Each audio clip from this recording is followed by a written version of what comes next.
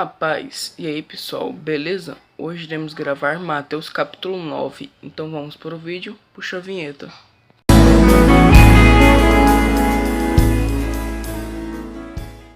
Entrando Jesus num barco, atravessou o mar e foi para a sua própria cidade.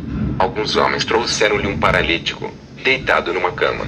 Vendo a fé que eles tinham, Jesus disse ao paralítico: tenha bom ânimo, filho, os seus pecados estão perdoados. Diante disso, alguns mestres da lei disseram a si mesmos: este homem está blasfemando. Conhecendo Jesus seus pensamentos, disse-lhes: por que vocês pensam maldosamente em seus corações? Que é mais fácil dizer: os seus pecados estão perdoados, ou levante-se e ande. Mas, para que vocês saibam que o Filho do Homem tem na terra autoridade para perdoar pecados, disse ao paralítico: levante-se, pegue a sua maca e vá para casa. Ele se levantou e foi. Vendo isso, a multidão ficou cheia de temor e glorificou a Deus, que dera tal autoridade aos homens. Passando por ali, Jesus viu um homem chamado Mateus, sentado na coletoria, e disse-lhe: siga-me. Mateus levantou-se e o seguiu. Estando Jesus em casa, foram comer com ele e seus discípulos muitos publicanos e pecadores. Vendo isso, os fariseus perguntaram aos discípulos dele: por que o mestre de vocês come com publicanos e pecadores? Ouvindo isso, Jesus disse: não são os que têm saúde que precisam de médico, mas sim os doentes. Vão aprender o que significa isto: desejo misericórdia, não sacrifícios. Pois eu não vim chamar justos, mas pecadores. Então os discípulos de João vieram perguntar-lhe: por que nós e os fariseus jejuamos, mas os teus discípulos não?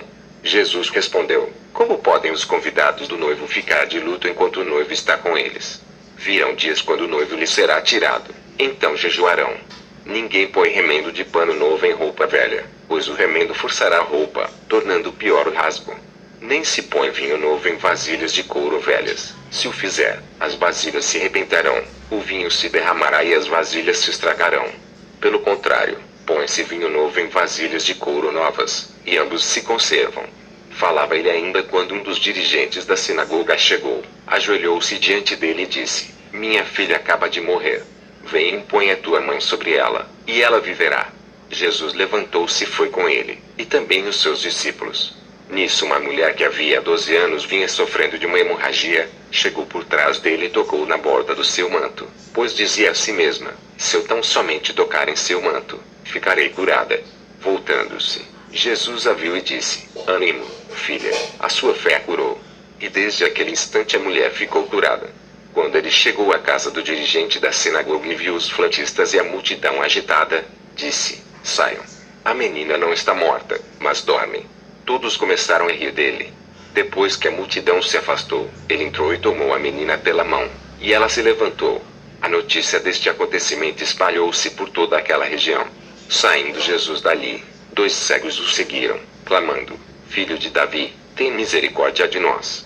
Entrando ele em casa, os cegos se aproximaram, e ele lhes perguntou: vocês creem que eu sou capaz de fazer isso?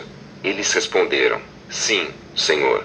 E ele, tocando nos olhos deles, disse: que lhes seja feito segundo a fé que vocês têm. E a visão deles foi restaurada. Então Jesus os advertiu severamente: cuidem para que ninguém saiba disso. Eles, porém, saíram e espalharam a notícia por toda aquela região. Enquanto eles se retiravam, foi levado a Jesus um homem endemoniado que não podia falar. Quando o demônio foi expulso, o mudo começou a falar. A multidão ficou admirada e disse: nunca se viu nada parecido em Israel. Mas os fariseus diziam: é pelo príncipe dos demônios que ele expulsa demônios.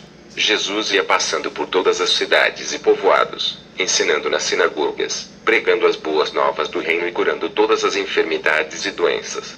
Ao ver as multidões, teve compaixão delas, porque estavam aflitas e desamparadas, como ovelhas sem pastor. Então disse aos seus discípulos: a seara é grande, mas os trabalhadores são poucos. Peçam, pois, ao Senhor da seara que envie trabalhadores para a sua seara.